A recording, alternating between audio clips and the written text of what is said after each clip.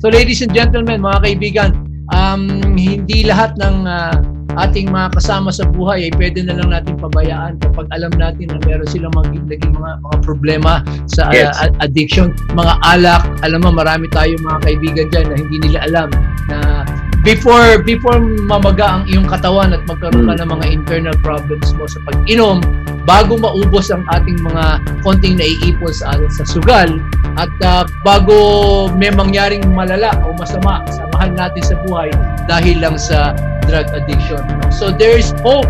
Family Wellness Center Foundation, Mr. Rechi Cristobal, you guys are doing a great job.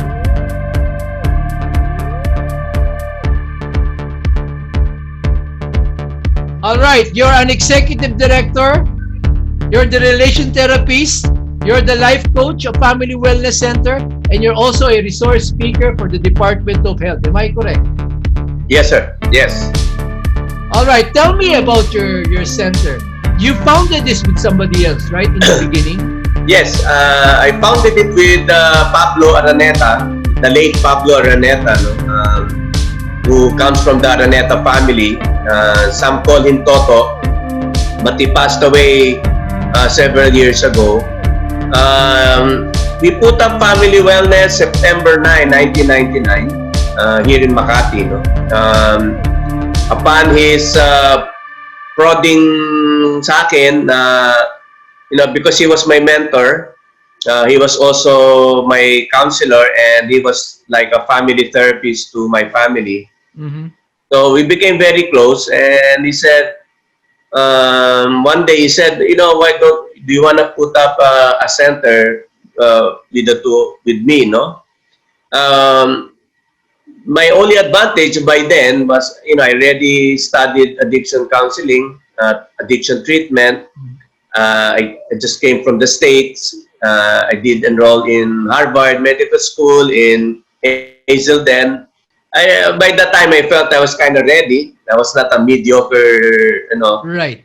So I said, yeah, sure. And that was really a direction I kind of saw during that time. That was 21 years ago. My goodness, that's a long time ago, huh? Yeah, long time ago. Ang dami nang nangyari. So, okay, so this is a family wellness center. This is a foundation. It is, why family? Why, if it deals with addictions, why family? I don't know, we felt like there was something lacking dun sa ibang program. And I don't mean to say that they're no good. But since, we're so interested in families, in fact, we thought na even the family needs to recover from addiction. Not only that, there are some families who actually needs more than the addict in recovery. So we said na if we're gonna put up a center and we're gonna develop a program, we want to give emphasis on families. Correct. So meaning we're not only treating the addict, but we're also treating the family themselves. Yes. It's a holistic process. It's a holistic process. Diba? Hindi lang yung addict. Minsan nga, the addict is easier to treat than the family. Let me just get this right, Teka muna, because I was reading some data on your center last night, no? And when you talk about addiction, you're not just talking about addiction in drugs, right? Yes, yeah. I mean, guys, my viewers, mga viewers natin, the Family Wellness Center is not just focused on drug addiction. Although malaking bulk ng inyong mga inpatients are actually drugs and alcohol. Are into drugs, but also a great majority are into alcohol addiction. Am I correct? Yes, a lot actually. And underestimate, but yeah. Oo, madaming alcoholic. Actually, Chris, I think there are more alcoholics than drug addicts here in the Philippines. Yes, don't look at me like that. No, you're not. I know you're not. No, but seriously speaking, yes. Hindi lang siya it's not just to, hindi lang siya masyadong documented, and it's not so sensationalized compared to drug addiction, no? But alcoholism is actually very rampant. Marami. I know.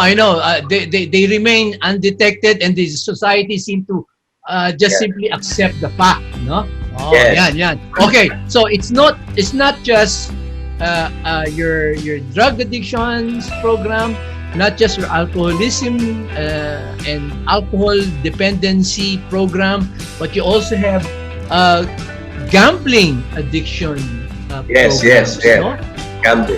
Gambling, people who gambles and marami yan nasisiraan. Oo. We call it problem gambling. Problem gambling. Okay. So you call that problem gambling. The reason why I call it problem gambling or pathological gambling, there's really nothing wrong with gambling, you know. In fact, that's why casinos, di ba? Yes. But you see, gambling should be, that's why it's under PAGCOR, no? Philippine amusement. Okay? The fact that they are using the word amusement, you know, gambling should have originally parang amusement lang yan. No? Now, it becomes a problem when you are now gambling compulsively. So, you know, you're losing already family money, you know, you're starting to borrow money, you're starting to be in a really bad situation with your debts, you know. Problema na yan. So problem gambling yan, no? It's no longer amusement. It is no longer amusement. Di na. Abuse na yan ng rights ng family mo, no? Oo. Yes.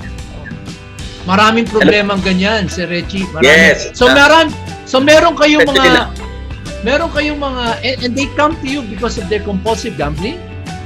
Yes.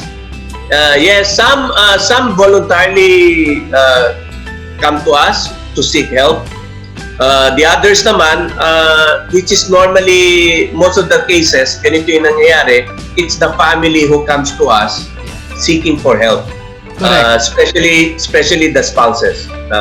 Especially the spouses. Or sometimes the siblings, yung kanyang o kaya mga or the siblings. Yes, Alright, okay. Well, alright. Well, ngayon naiintindihan ko na, Family Wellness Center. Yes. Because most of these addictions, whether it is drugs, alcohol, gambling, or sex, may sex addiction ba? Yes. Yeah. I treat sex addiction too. I can do that. I can treat them as well if they need help. Yeah, but it's a very contrary to what people think. You know, it's not really in fact, that's why some professionals don't want to venture in the sex addiction. Kasi it's very complicated. It's very dark. It's dark. Literally dark. Yeah. You know? So, ang daming, you know, if you're not prepared to hear some stories that you're not familiar, it would be a bit very, very complex. Yeah, I can imagine it. Yeah. But you know, abusive behaviors because of, for example, sex addiction is really devastating not only to the individual but also to the immediate family. Yes, very, very. Not only that, it perpetuates, no? It's parang multi-generational yan. Sad to say, no? That's what happens. Oh, it gets passed on. Oh my goodness. For some reason. Parang ano din yan. Parang it's similar to drug and alcohol. It gets passed on. Yeah, I understand. So basically, all these addictions are part of the services that the Family Wellness Center Foundation is actually doing. Correct? Yes. May pandemic, no? So how do you go about the business now? How do you go about your services? Do you do online servicing? Yes. Well, it's sad to say nga, no? Tinamaan tayo nitong pandemic. So, and because of the especially during the lockdown, we noticed, no, that there was, the alcoholics were acting out, So we Ganon. decided, lockdown di ba? So people were drinking in the house. So you can imagine, no, what happens when the alcoholics is just in the house drinking there, no? So, Yeah, I can imagine, oh. or the drug addicts, Because of boredom. Because of boredom. yeah, or experiencing withdrawal symptoms, Oh, yeah. and yet they cannot get out because it's locked down. Wow. So kaya if you notice now, no, ewan ko, Chris, kung napansin mo lately, ang daming bypass, no, ang daming drug bust. Mhm. So as soon as the lockdown was eased or lifted a bit, pare, Yeah, So- it became very rampant, no? Oo, that's why we I did, can imagine. and to cope up with that, we offered the online services. Oo, I like that online. But how do you, this is counseling, no? I mean, direct counseling online, right? Therapy, yeah, counseling and therapy. The therapy as well. Okay. And group, we do group therapy in online too. How many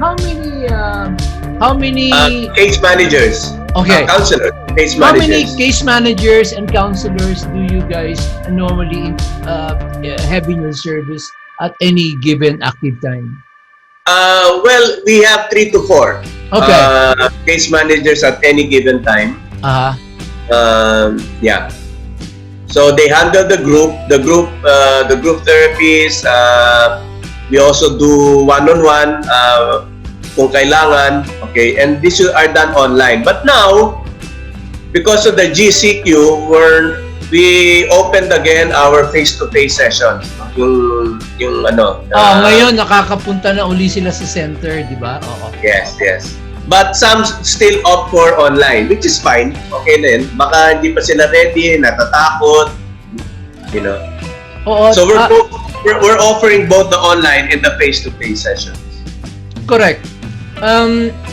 Reg, Mr. Cristobal, hindi lahat ng may problems with all this variety of addictions are open to consultations or even treatment, No. di ba? Is that a No. problem? Well, yeah, it's a problem. Alam mo naman yung stigma, no? The stigma is still very strong, no, to some families. But to other families naman, they're very open to it already, no? The society, I think, the society is already open to this kind of, I mean, Yes, minsan nga, pag sinabi nilang, alam mo, pumasok ako dyan sa, alcoholic, anonymous na yan, to a certain degree, okay, you can afford, okay, social, diba? But I mean, the acceptance is no longer, the stigma is no longer as bad as it was before, I think. Yeah, compared to 10 years ago, Yes. Chris, 10 or 20 years, the acceptance of the disease of addiction nowadays is better, a lot better. No? And that's our advocacy, no? That's part of our advocacy to really motivate families and people, and to carry the message na it's okay to seek help, no, for your addiction. I mean, are they suicidal to a certain degree? Some are, yeah. Some are, especially those who have comorbidity. Meaning, aside from their addiction, may bipolar sila, may mental illness. So, yan yung mga very, very prone to suicide. Oo, in other words, meron na talaga nakatanim na imbalance in the mind, no? Yes, may imbalance na, and then meron ka pang drug addiction, tapos nagkaroon ka pa ng compulsive gambling problem. Those are compounded. May ganyan, ha? May ganyan. Pasok lahat yung tatlo. But this is a very difficult task. I mean, just to talk to your parents, for example, is already hard enough to some people, no? And again, this is a rat race world. I mean, even before the pandemic, people are so busy with the fathers and the mothers and the parents, and they're all busy with work. And oftentimes, hindi natin naasikaso yung ating mga mahal sa buhay, ang ating mga anak. That is... I agree with you. I agree. Yeah. So, that's why that's part of our family program. No? We're not saying we're experts in parenting, but what we're trying to do is in the family program is, you know, to make parents aware, no, kung ano yung mga what are those things that they're missing out. Yeah. Yeah. In other words, it will not work if it is not a family holistic program to a certain degree. Yes. Yes. Hindi pwedeng pupunta lang kayo kay Family Wellness Center, ihaharap lang natin ng problematic individual and expect that pagkatapos ng payment, after several days, magic will come out and the person will be cured. No, it doesn't happen that way. No, it doesn't. Unfortunately, it doesn't happen. It doesn't happen that way. I like what you said. No, the term ako dyan you cannot just park your loved one in the rehab. You cannot just park your loved one in the rehab. Parang kotse yan, papark mo lang doon and then bahala na kayo, no? Because you have to remember that addiction is a fourfold disease, no? Sooner or later, you know, it affects the person spiritually, emotionally, mentally, and the relationship. And speaking about the relationship, it really affects the family. Because addiction is a disease, becomes a family disease later on. Sooner or later, the family catches on the disease. You can see, you know, even the dynamics of the family is very dysfunctional already because of the addiction. That's the reason why it's important to get the family involved also. Yes, it takes a very special Rechi Cristobal to be able to do this kind of things.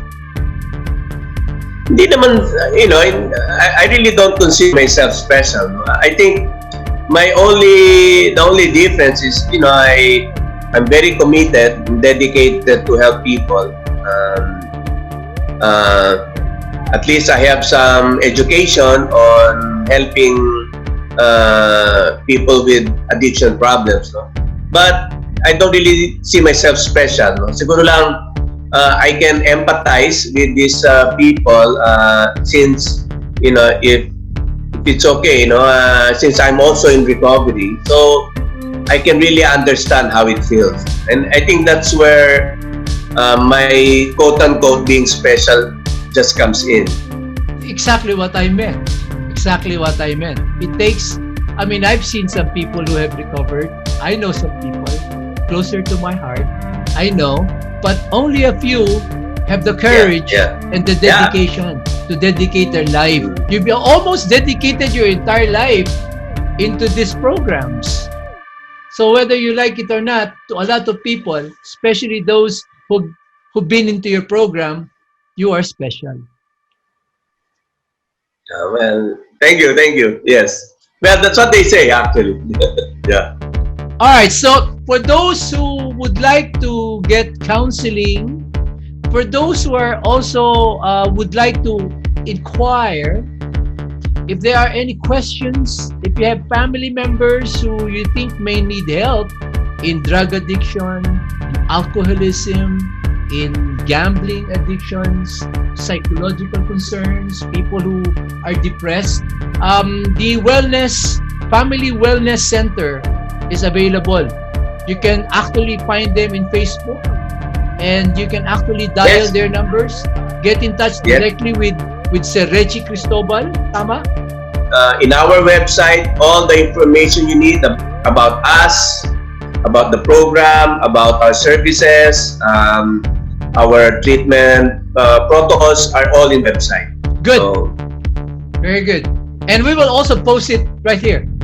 As we talk, they will find the numbers. So ladies and gentlemen, mga kaibigan, hindi lahat ng ating mga kasama sa buhay ay pwede na lang natin pabayaan kapag alam natin na meron silang naging mga problema sa Yes. addiction, mga alak. Alam mo, marami tayong mga kaibigan dyan na hindi nila alam na before mamaga ang iyong katawan at magkaroon ka ng mga internal problems mo sa pag-inom, bago maubos ang ating mga konting naiipon sa sugal, at bago may mangyaring malala o masama sa mahal natin sa buhay dahil lang sa drug addiction, no? So there is hope. Yes. Family Wellness Center Foundation, Mr. Rechi Cristobal, you guys are doing a great job.